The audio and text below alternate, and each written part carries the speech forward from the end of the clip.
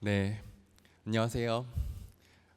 이번에 개발자 커리어에 토스가 꼭 있어야 하는 이유라고 하는 것을 주제로 발표를 하게 된 토스의 프론트엔드 엔지니어링 헤드 박서진입니다. 반갑습니다.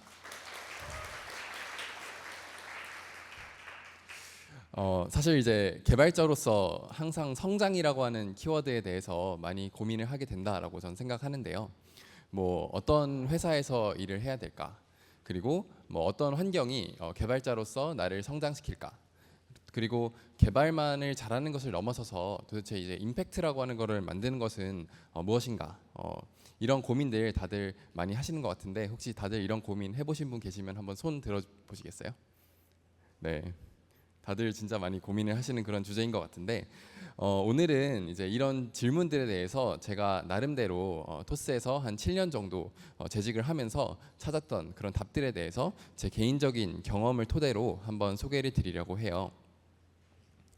일단 먼저 제 얘기부터 한번 드리고 싶은데요. 저는 7년 정도 전인 2018년에 토스의 첫 회사로 입사를 했습니다. 그리고 2019년에는 처음으로 10명 규모 정도의 프론트엔드 개발팀의 리드를 맡게 되었고요. 그 이후에는 이제 프론트엔드 개발팀이 10명, 그리고 20명, 뭐 50명, 그리고 이제 지금은 90명 정도를 넘을 때까지 차근차근 그렇게 조직이 성장하는 데 있어서 함께 했고, 그리고 작년부터는 프론트엔드 엔지니어링 전체를 총괄하는 헤드 역할을 좀 맡게 되었습니다. 근데 또 많은 분들이 저한테 여쭤보시고는 합니다. 뭐 승진이 너무 빠른 거 아니냐 이렇게 여쭤보시기는 하는데, 사실 감사하게도 토스에서 재직하는 7년 동안 뭐 하드 스킬적으로도 그리고 이제 소프트 스킬적으로도 저는 많은 배움이 있었다고 생각을 하는데요. 오늘은 제가 이런 커리어를 만드는 그런 과정 속에서 어떤 것들이 중요했는지에 대해서 제 경험을 기반으로 소개를 드리려고 합니다. 사실 먼저 솔직하게 말씀을 드리자면 저는 토스에 오기 전부터 약간 코딩을 잘하기는 했습니다. 좀 부끄러운데요. 그래서 막 뭐 PHP로 개인 홈페이지 만들던 2009년 정도부터 사실 코딩을 시작을 했으니까요. 코딩 경력 자체는 적지는 않은 것 같아요. 뭐 그때만 해도 뭐 개발을 스스로 시작하는 게 굉장히 많이 어려웠는데 책밖에 없고 뭐 그 불모지에서 살아남았으니까 뭐 기초 체력은 어느 정도 됐던 것 같습니다. 뭐 개인적으로 뭐 이론을 파고들면서 공부하는 거를 좀 좋아하는데 그것도 뭐 하드 스킬의 성장에 도움은 됐던 것 같고요. 근데 사실 제가 생각하기로 뭐 또 그렇게 잘했나 하면은 전 그렇지 않았다고 생각을 하거든요. 왜냐면 처음에 막연하게 이제 컴퓨터공학과에 뭐 코딩을 좋아하니까 입학을 했는데 떠오릅니다. 학교 공부는 나름대로 열심히 한다고는 했는데 그때 당시도 이제 진로가 뚜렷했나 하면은 뭐 그렇지는 않았던 것 같아요. 뭐 매순간 매순간은 열심히 한다고는 하는데 체계적으로 커리어를 준비했냐 하면 그렇지는 않았던 것 같습니다. 그래서 학생으로서 뭐 실무 경력이 거의 없는 상태에서 사실 솔직하게 말씀드리자면 토스보다 좀 작은 회사에서 직무 인터뷰에 떨어지는 그런 쓴맛도 맛보는 경우도 있었고요. 그래서 사실 뭐 토스에 오기 전에 뭐 제 모습을 좀 떠올려 본다면 뭐 그냥 공부 좀 열심히 하고 교수님 말 잘 듣는 그런 컴퓨터 공학과 학생 정도였다고 저는 생각을 합니다. 그러면 저는 뭐 7년 동안 어떻게 좋은 커리어를 만들 수 있었을까요? 사실 그 요인 중에서 저는 가장 큰 요인은 토스만의 그런 특별한 개발 문화에 있었다라고 저는 생각을 합니다. 그래서 토스에서 개발자에게 제공하는 세 가지의 가치가 있는데 그런 환경 세 가지와 그리고 저의 특성이 어우러져서 저는 7년 동안 꽤 멋진 경험을 했다고 생각을 하고 있습니다.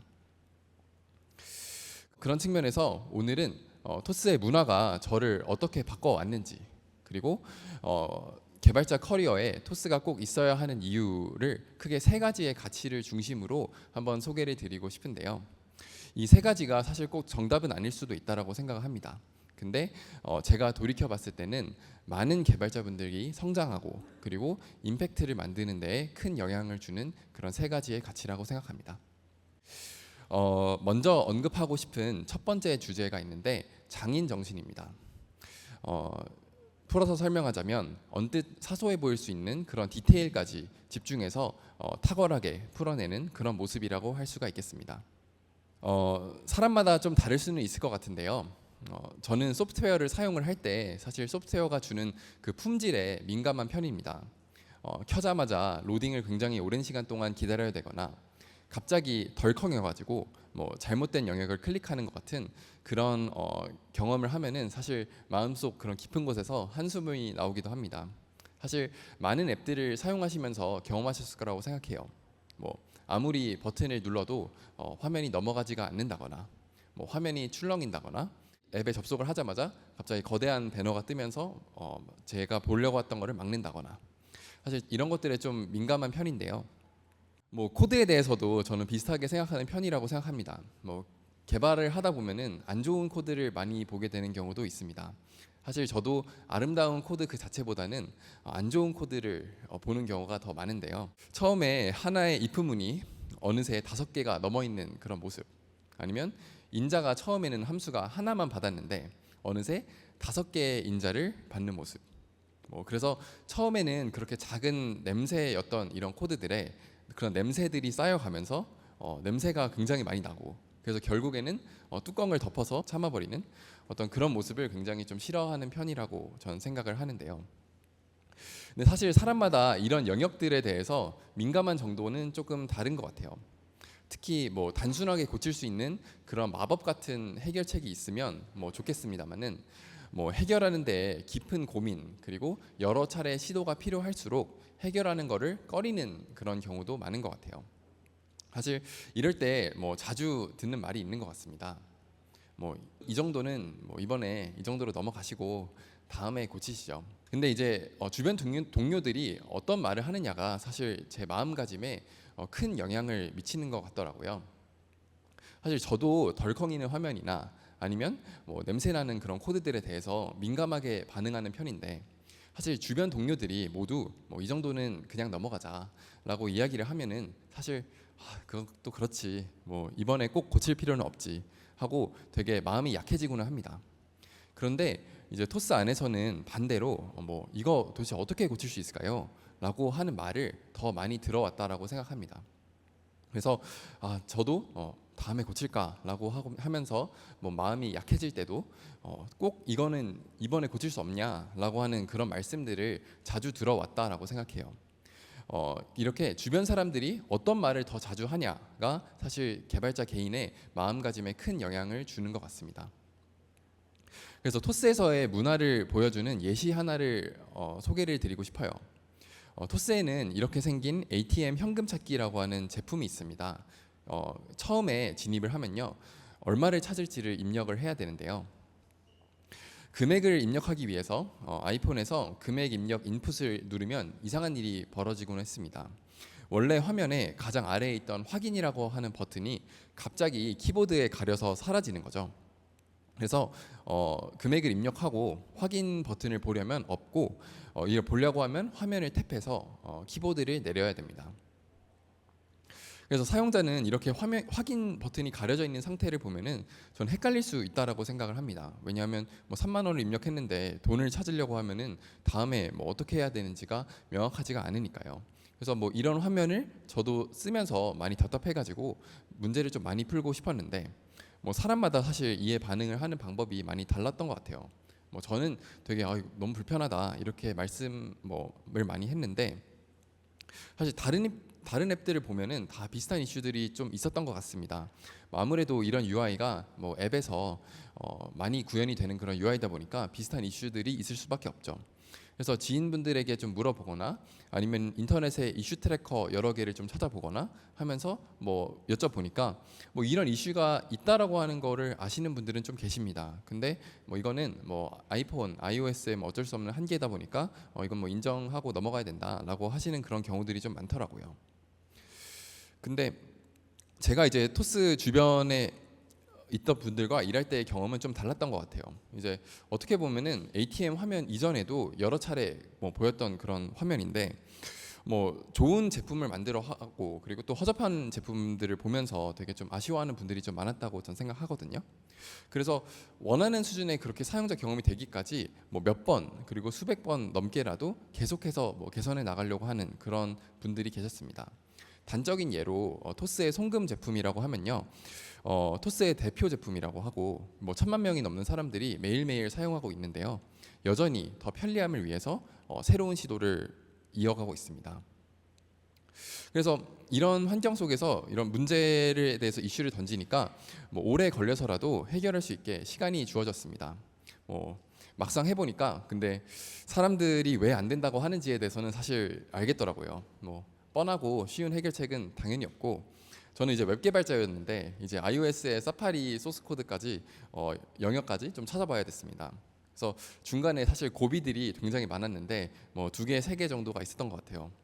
어떨 때는 이제 버튼이 움직이는데 뭐 애니메이션이 너무 이상하다든지 아니면 위치가 틀리다든지, 근데 그런 고비들을 하나씩 넘겨가면서 뭐 새로운 고비를 만날 때마다 사실 뭐 기뻤다가 슬펐다가 했던 그런 경험들이 떠오르는데, 사실 일주일 정도는 이 문제를 해결하려고 되게 많이 온종일 몰입했다고 생각해요. 근데 이제 iOS 이 사파리 브라우저에서 픽스트라고 하는 게 어떻게 처리가 되는 것인지에 대해서 깊이 있게 이해를 하고 나니까 일주일 정도가 지나니까 이 문제가 겨우 풀리더라고요. 그래서 아직까지 사실 거의 새벽 3시까지 이거를 붙잡고 늘어졌던 것 같은데, 딱 완벽하게 동작하는 걸 보고, 개발자면 다들 알지 않습니까? 딱 그 키보드 탁 치고 일어나가지고 그때는 이제 토스가 이렇게 크진 않아서 바로 옆에 저희 CDO이신 정희연님이 계셨는데 그분한테 달려가서 바로 보여드렸던 그런 기억이 생생한 것 같아요. 사실 이게 문제를 푸는 과정은 뭐 재밌었냐 하면은 전혀 아니었고, 뭐 지난하고 힘들었다고 생각하는데요.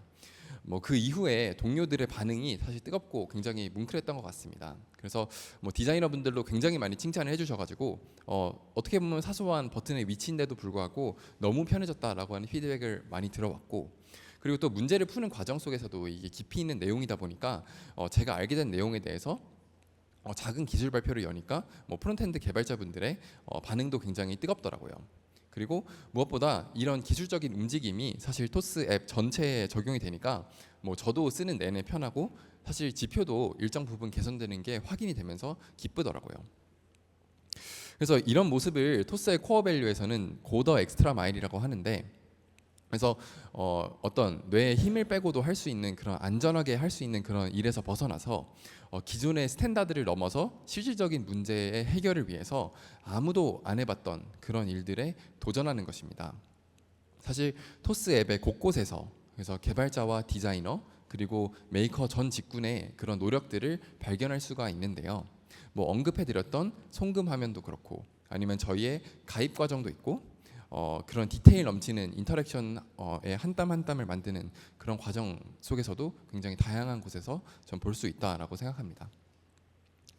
그래서 저는 토스에서 이렇게 한 눈금 더 좋은 그런 경험에 도전한 그런 사례들에 대해서 몇 가지 소개를 드리고 싶은데, 조금 기술적인 내용을 보면요, 토스에서는 뭐 빠르게 개발하기 위해서 이렇게 웹뷰를 많이 사용합니다. 근데 사실 웹뷰를 그냥 아무렇게나 사용하면요, 로딩 속도가 3초 정도 걸려서 화면들이 한 박자 늦게 뜨는 모습을 보게 됩니다.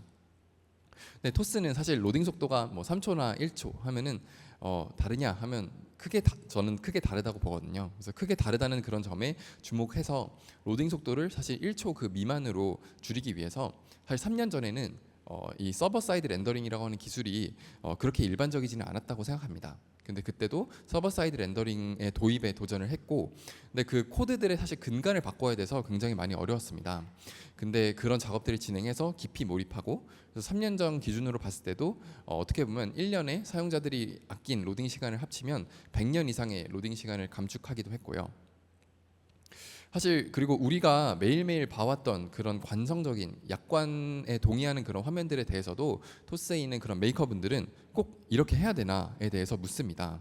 그래서 뭐 사용자가 내용에 대해서 이해하지 않고 단순히 체크를 해서 뭐 동의하고 뭐 넘어가는 게 아니라 더 직관적이고 편하게 내용을 이해하고 동의할 수 있는 그런 새로운 동의 화면을 몇 달간의 고민을 거쳐서 만들었습니다.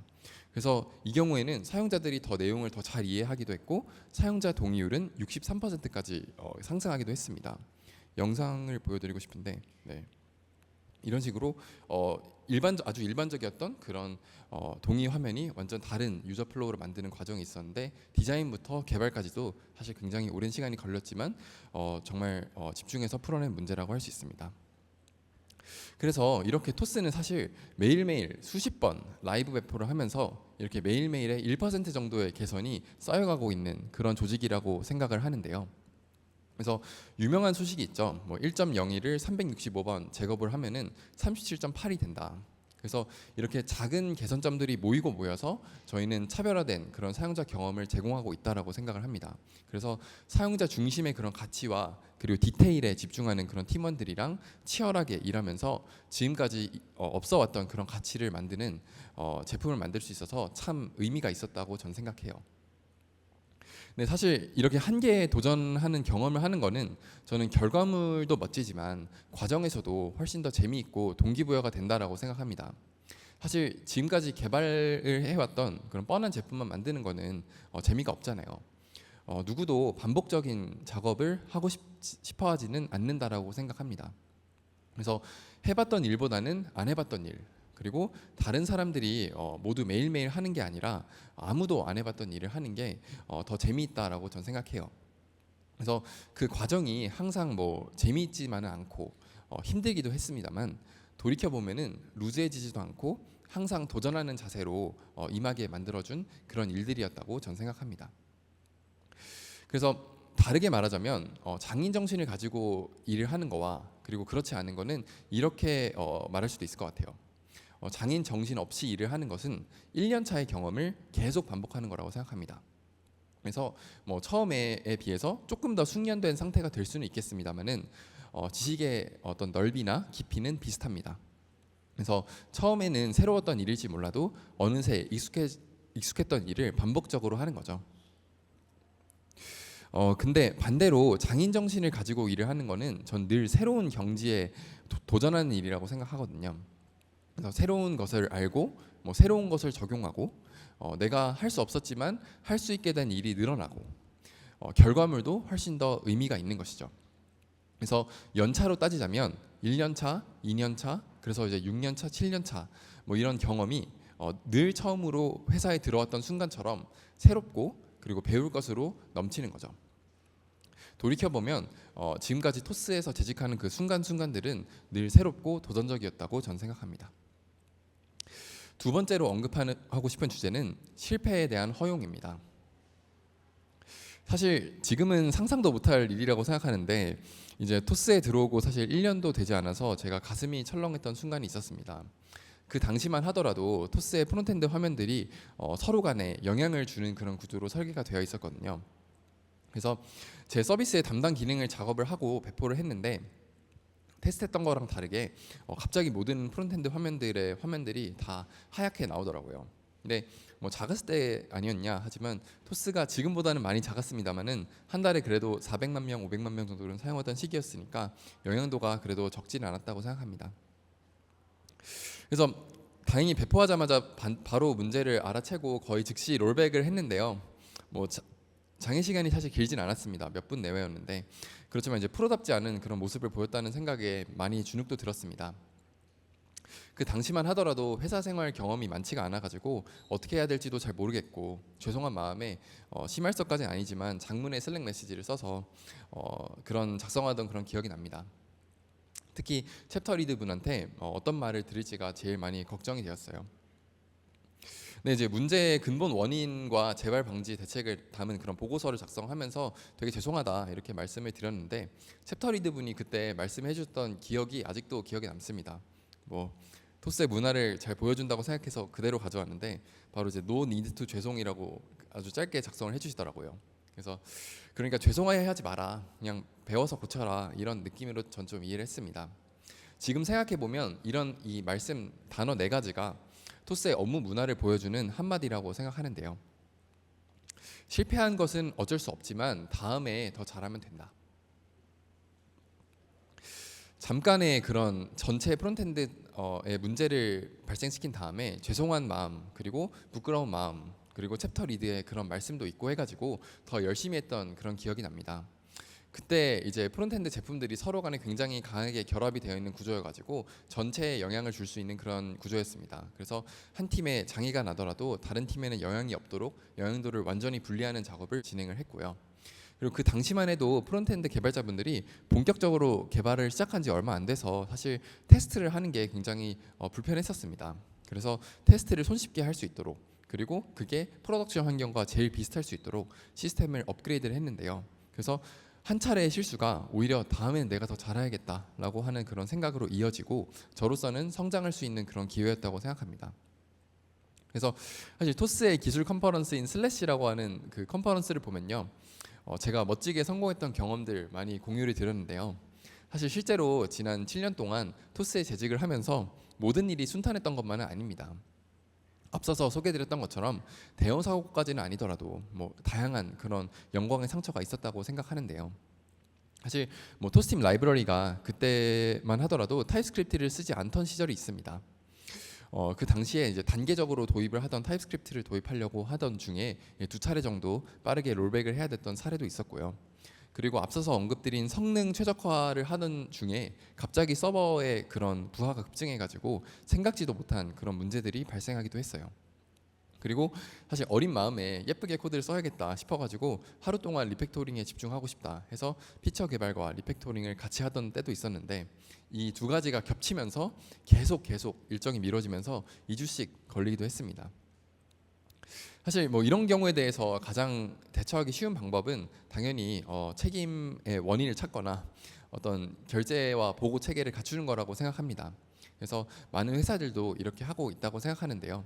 뭐 어떻게 문제의 근본 원인이 됐던 사람을 찾아가지고 그 근본 원인을 고치고 그리고 리스크를 관리를 해야 되니까 결제랑 보고 체계를 갖춰서 승인이 된 경우에만 행동할 수 있고 매뉴얼을 만듭니다.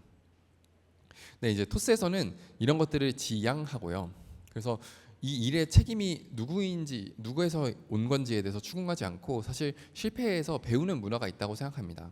사실 처음에 전 토스에 왔는데 페일리어 파티라고 하는 걸 하더라고요. 그래서 실패를 했지만 오히려 배워서 다행이다라고 하는 취지로 전사적인 위클리에서 세션을 하는 걸 보면서 굉장히 놀랐던 그런 경험이 있고요.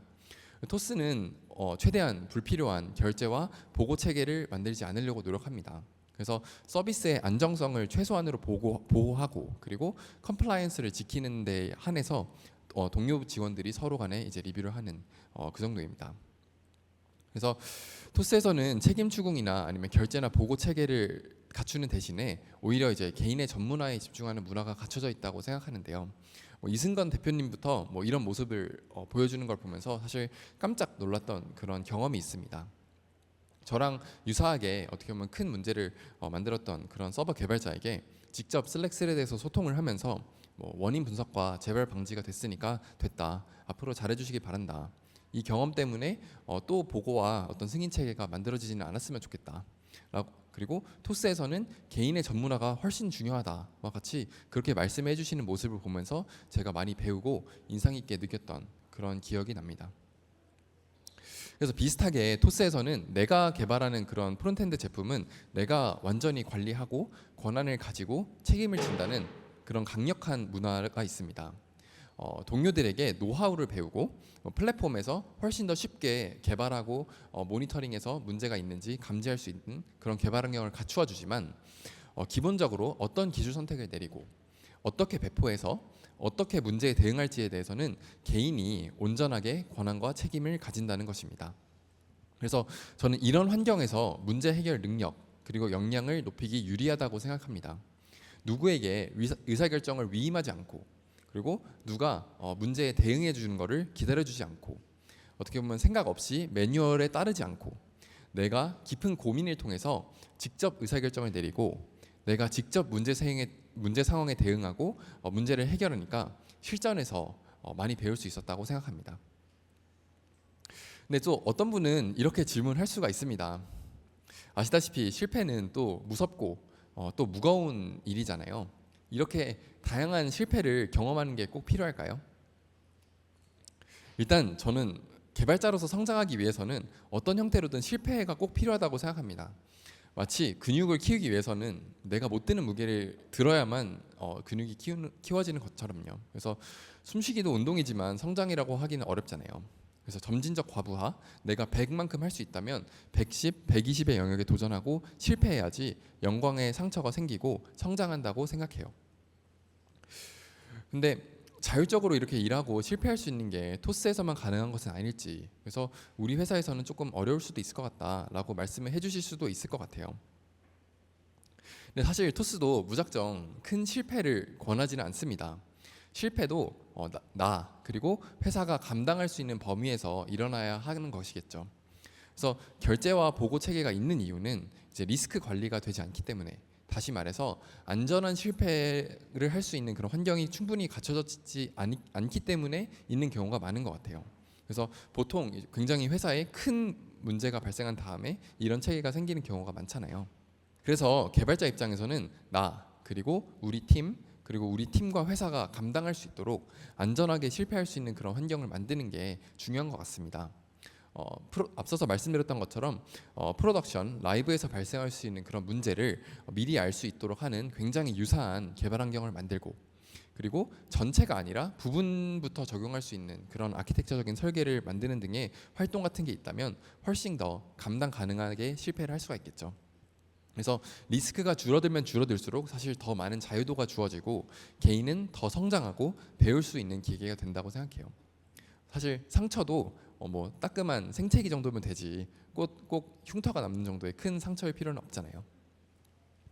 그래서 이제 토스에서는 이러한 모습을 갖추기 위해서 서비스 간 완전하게 독립을 이루는 그런 마이크로 서비스 아키텍처, 마이크로 프론트엔드 아키텍처를 도입한 바가 있습니다. 그래서 뭐 대출 찾기, QR 코드 결제, 뭐 카드 찾기, 쇼핑하기, 뭐 이런 제품들이 모두 독립적인 그런 빌드와 배포 체계를 갖추는 거죠. 그래서 이렇게 하면 상대적으로 영향도가 적은 그런 화면부터 순차적으로 변경 사항을 적용할 수가 있게 되다 보니까 리스크가 관리가 된다고 생각합니다. 사실 그리고 개발 리더분들의 어떤 생각도 되게 중요한 것 같은데요. 사실 실패를 허용하는 그런 문화를 만들기 위해서 걱정되는 점들도 분명히 계실 거라고 생각합니다. 이 사람한테 어떻게 실패를 허용할 수가 있을까? 이 사람이 실패하면 우리 진짜 큰일 나는데. 저도 당연히 뭐 사람의 어떤 역량 수준에 상관없이 뭐 일단 실패해 보세요라고 하지는 않습니다. 대신에 비슷하게 안전하게 실패할 수 있도록 리스크를 관리하기 위해서 단계적인 위임 프로세스를 따르도록 노력합니다. 매니지먼트 3.0이라고 하는 유명한 애자일하게 인사를 운영하는 도서에서 다루는 내용인데요. 운전을 예시로 들어보겠습니다. 친구에게 운전을 가르쳐주고 싶습니다. 사실 내 친구가 10년 정도 운전을 해본 적이 없어서 장롱면허인데 그냥 무작정 토스 사무실까지 운전을 해달라고 할 수는 없을 것입니다. 아마 주차장에서 차를 빼다가 바로 사고가 나겠죠. 이런 분한테는 처음에는 아주 구체적인 그런 지시를 내려야 될 것입니다. 왼쪽 깜빡이를 켜고 왼쪽으로 서서히 핸들을 돌려야 된다. 뭐 지금 엑셀을 밟아야 된다. 그러다가 이제 이 사람이 좀 더 이제 운전에 익숙해졌다 하면은 좀 더 추상적인 지시를 내려도 될 것입니다. 좌회전을 해달라, 차선을 바꿔달라. 그렇게 하다가 이제 이분이 온전하게 역량을 갖췄다. 그래서 운전 실력이 충분해졌다 하면은 더 추상적으로 위임을 합니다. 토스 사무실로 데려가 주세요 정도로 말씀을 주셔도 되겠죠. 그래서 저도 팀원에게 어떤 구체적인 개발 태스크를 할당할 때 팀원의 역량 수준을 항상 고려를 하는 것 같습니다. 그래서 팀원의 역량 수준이 충분하지 않은 경우에는 팀원과 합의를 해서 그라운드 룰을 설정합니다. 누구님에게 이 일을 맡겨드리고 싶은데 아직까지는 이 작업을 안전하게 수행할 수 있을 정도의 역량이 안 되는 것 같다. 처음에는 제가 생각하는 그런 구체적인 일의 내용을 공유를 드리겠다. 그래서 누구님은 피드백을 주시고 합의한 순서대로 일을 해달라. 그래서 처음에는 이 컴포넌트는 이런 API로 만들어 달라 정도처럼 아주 구체적으로 업무를 부탁합니다. 근데 단계적으로 봤을 때 이분이 스스로 하실 수 있을 정도로 충분히 올라왔다고 판단이 되면은 컴포넌트를 만들고 코드 리뷰를 꼭 요청해 주세요. 그리고 더 나아가서 더 역량 수준이 올라왔다 하면은 그냥 이제 잊어버리고 이 컴포넌트를 만들어 주세요라고 업무를 완전하게 위임할 수도 있죠. 이렇게 하면은 팀원은 자신이 위임받은 만큼 실패하면서 역량을 성장시킬 수가 있고, 그리고 리더 입장에서는 실패에 따른 그런 리스크와 영향 범위를 예측할 수가 있는 것 같아요. 그래서 마지막으로 세 번째 주제로 넘어가 보려고 합니다. 주제는 제가 7년 동안 토스에 있으면서 제일 많이 한 것은 무엇일까인데요. 저는 주어진 일에 완전히 빠져들어서 일하기, 다시 말해서 몰입이라고 생각합니다. 구체적인 업무의 내용은 사실 많이 달라져 왔는데요. 무척 업무에 몰입하면서 일해왔던 그런 생각이 납니다. 사실 제가 원래 개발을 좀 좋아하기는 합니다. 제일 좋아하는 게 개발인데 토스에 있는 동안에 처음에는 거의 대부분의 시간 가는 줄 모르면서 일을 했던 것 같아요. 그래서 뭐 아침에 출근하고 이제 저녁에 퇴근할 때까지 주어진 문제를 어떻게 풀 수 있을까에 대해서 오롯이 고민하면서 사실 일했던 것 같습니다. 그래서 시간 가는 줄 모르면서 일하는 행복이라고 표현을 했는데, 행복이라고 하면 조금 과할 수는 있겠습니다. 항상 행복하진 않았지만, 하지만 아침에 출근하면은 다른 생각 없이 그냥 눈을 깜빡하면 퇴근 시간이 됐던 것 같아요. 근데 이제 외부에서 말씀을 들어보면요, 이런 경험을 하는 게 많이 어려운 것 같습니다. 쉽게 지금 업무에 몰입되지가 않는다, 정신이 좀 산만하다, 이런 말씀들을 좀 많이 들어왔던 것 같아요. 사실 저도 주어진 환경마다 몰입하는 건 아니고요. 근데 그런데 토스에서 일할 때는 거의 대부분 평일에는 일에 빠져서 일했던 것 같아요. 그래서 이번 발표를 준비하는 김에 왜 그럴 수 있을까를 고민을 좀 해봤습니다. 그래서 몰입도 사실 연구 주제가 있더라고요. 미국의 심리학자인 칙센트 미하이 씨가 몰입의 즐거움과 같은 그런 책과 논문을 통해서 사람에게 몰입을 만드는 그런 요소가 뭔지 연구했다고 하는데요. 그 결과 세 가지의 요소가 있다고 해요. 그 세 가지의 요소는 다음과 같습니다. 먼저 명확한 목표.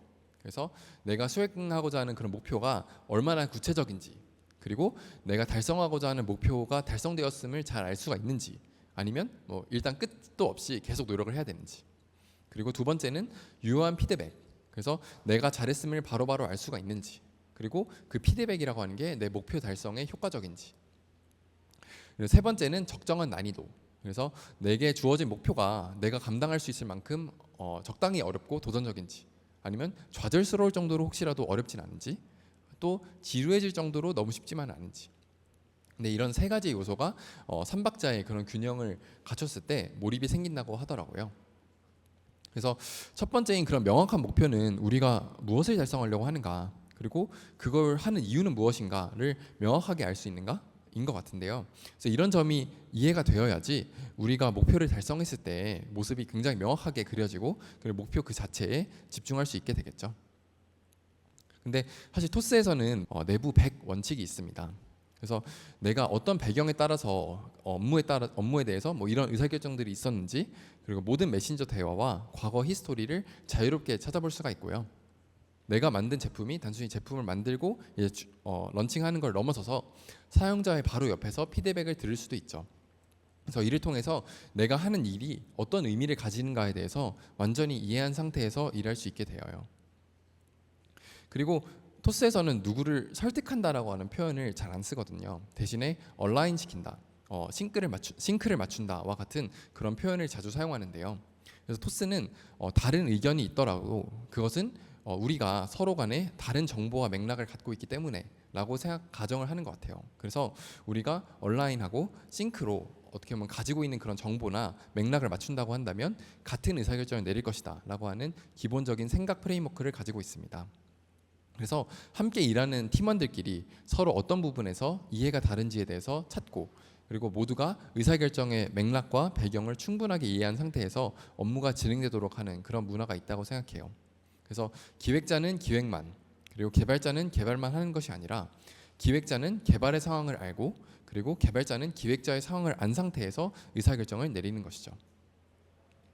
그리고 이제 두 번째로 유효한 피드백 측면에서 보겠습니다. 토스팀에서는 사실 데이터 기반으로 의사결정을 하는 게 일상화가 되어 있어요. 그래서 제품의 변경 사항에는 이를 통해서 이루려고 하는 가설, 그리고 실제로 이를 뒷받침하는 지표를 정의합니다. 그리고 변경 사항을 만든 다음에 지표가 어떻게 변화했는지를 명확하게 파악하죠. 예를 들어서 심지어 뭐 버튼의 텍스트나 색깔을 뭐 이미지 이 정도만 바꾼다고 하더라도 한쪽 사용자한테는 이 화면, 다른 쪽 사용자한테는 다른 화면을 보여주는 A/B 테스트를 통해서 지표 변화를 트래킹합니다. 그래서 우리가 실행했던 그런 결과를 상위 의사결정권자의 피드백을 통해서 검증하는 게 아니라, 여기에 뭐 버튼을 이렇게 넣어야 될 것 같다라고 하는 그런 주관적인 판단에 따라서 변경 사항을 만드는 게 아니라, 오롯이 이 제품이 사용자에게 제공하는 가치를 기준으로 저희가 수치화한 어떤 그런 값을 기준으로 판단을 하는 것입니다. 그래서 개발자와 팀 관점에서는 우리가 하려고 했던 일의 결과가 어땠는지, 그리고 배포한 다음에 긴 시간이 걸리지 않고 하루 이틀 아니면 일주일이면 검증할 수가 있죠. 그리고 팀 안에서 일한다는 그런 관점에서 봐도 사실 토스는 레디컬 캔도어라고 하는 말로 대표가 되는 그런 팀원들 사이에 건설적인 피드백을 주고받는 문화가 있다고 생각합니다. 그래서 레디컬 캔도어라고 한다면 듣는 사람을 진심으로 생각하는 케어 퍼스널리와 그리고 전달하려고 하는 그런 내용을 정확하게 전달하는 챌린지 다이렉틀리라고 하는 정신으로 피드백을 하는 것인데요. 그래서 새로 들어온 팀원을 대상으로 진행되는 3개월 계획이라고 하는 데에서는 팀원들이 새로 들어오신 분의 온보딩과 소프트 랜딩을 최대한 돕고 그리고 지금 이렇게 일해줘서 고맙다라고 하는 그런 좋은 점과 함께 우리가 더 잘 일할 수 있도록 하기 위한 더 좋은 점에 대해서 빠짐없이 전달해 드리고 그 이후에도 다른 팀원들에게 상시로 피드백을 꼼꼼하게 받을 수 있는 그런 마이 피드백이나 아니면 팀원의 좋은 행동들에 대해서 칭찬하는 멋쟁이 토마토 같은 그런 여러 가지 인사적인 장치들로 상시적으로 팀원들에게 서로 간에 피드백을 주고받고 있다고 생각합니다. 그리고 사실 마지막으로 적절한 난이도라고 하는 측면에서 보겠습니다. 토스는 하고 싶은 사람들이 많이 모인 그런 조직이라고 생각합니다. 그래서 현재 상태를 유지하기보다는 어떻게 하면 지금 상태를 더 개선할 수 있을까에 대해서 고민하는 동료들이 모여 있어요. 그래서 뭐 회사와 팀원들이 이루고자 하는 바와 내가 성장하고자 하는 방향성이 일치한다고 한다면 내가 할 수 있는 그런 업무의 바운더리가 계속 넓어지고 있다고 생각하는데요. 예를 들어서 저는 토스의 프론트엔드 개발자분들의 플랫폼 개발자로서 처음에는 5명 정도의 풀어야 되는 그런 공통 문제 라이브러리를 만드는 역할을 해왔는데요. 한번 문제를 잘 풀고 팀원들에게 인정받고 나다 보니까 그리고 저와 프론트엔드 개발자들이 회사 안에서 만드는 그런 가치들이 점점 더 커지고 있다 보니까 지금은 프론트엔드 엔지니어 150명이 원활하게 일할 수 있는 그런 개발 환경에 대해서 계속 설계를 하고 있습니다. 그래서 뭐 저는 조직의 규모가 커지면서 문제가 자연스럽게 어려워진 거라고도 생각하는데요. 네, 앞서서 언급한 그런 장인 정신에서 볼 수 있듯이 토스에서 풀고자 하는 그런 문제의 종류가 깊고 또 넓다고 생각합니다. 그리고 주변 동료들이 내가 문제를 제발 풀어주기를 기다리고 있기 때문에 항상 새로운 문제에 도전하는 정신으로 일할 수 있다고 생각해요. 그래서 앞서서 말씀드렸던 것처럼 토스에서 일한다라고 하는 거는 공감되는 그런 명확한 목표를 가지고 그리고 유효한 피드백을 받으면서 내가 성장할 수 있는 그런 난이도의 문제를 계속 풀어나가는 거라고 생각합니다. 그래서 지금까지는 몰입을 만드는 요소 3가지에 대해서 말씀을 드렸는데요. 저는 몰입을 만드는 요소도 중요하다고 생각합니다만은 몰입을 방해하는 요소들을 없애는 것도 중요하다고 생각해요. 사실 제가 토스에 합류하기 전에 대학교에 다닐 때만 해도 여러 고민들이 많았습니다. 제가 공부를 좋아하는 사람이었습니다만은 참 다양한 고민들이 있었어요. 점심은 어떡하지? 지금 대충 때울까? 오늘은 좋은 것 좀 먹고 싶은데. 아니면 커피는 어디서 사 먹지? 자판기에서 살까? 아니면 테이크아웃을 할까? 머리 자를 때가 됐는데 미용실은 어디로 가지? 사실 주변 회사를 다니는 동료분들도 비슷한 고민들이 있더라고요. 뭐 점심 한도가 2만 원인데 15,000원 먹기는 좀 아깝다. 막차가 10분 남았는데 그냥 보내고 남은 일 하고 택시 타고 갈까? 근데 집은 어떻게 가지? 근데 사실 토스에 7년 정도 다니다 보니까 이런 고민들이 거의 사라진 것 같습니다. 뭐 밥은 그냥 먹고 싶은 걸 먹고 커피도 산에 카페에서 여기 커피 사일로에서 바리스타 분들이 내려주는 맛있는 커피를 먹고 업무를 하다가 사무실 안에 있는 헤어 살롱에서 머리를 바로 자를 수도 있죠. 그래서 덕분에 나에게 주어진 어떤 그런 업무 그 자체에 굉장히 몰입할 수 있다고 생각합니다. 그래서 이런 환경 아래에서 저는 토스에서 일하는 동안 가장 많이 한 것은 무엇이냐라고 물었을 때 저는 몰입이라고 답할 수가 있는 것 같아요. 근데 또 이런 말씀을 듣고 어떤 분들은 이렇게 물어보실 수도 있습니다. 뭐 순수한 몰입 그거는 과로랑 어떻게 다를까? 토스는 업무 강도가 너무 강하다고 들었는데 그건 과로 아닌가? 저는 사실 이거는 몸이 말해준다고 생각합니다. 그래서 저는 어렸을 때 제 모습이 기억나는데요. 학교 중간고사가 끝나고 주말이 됐습니다. 학교 이제 아직 진도도 나가지 않아가지고 온전하게 토요일과 일요일이 되었습니다. 그런 날이면 뭐 제가 정말 좋아했던 게임 하나를 잡고 아침부터 자기 전까지 게임을 했던 것 같아요. 최근에도 유명한 OTT 시리즈를 보다 보면은 뒤에 내용이 도저히 궁금해가지고 보지 않을 수 없는 그런 시리즈들이 있습니다. 점심 먹고 한 시즌을 보기 시작하면은 어느새 밤이 되어버리기도 하죠. 회사 일도 비슷할 수 있다고 생각합니다. 회사 일이 뭐 힘들지 모르겠습니다만 이렇게 신체가 이런 말을 해준다라고 하면은 저는 몰입이라고 생각합니다.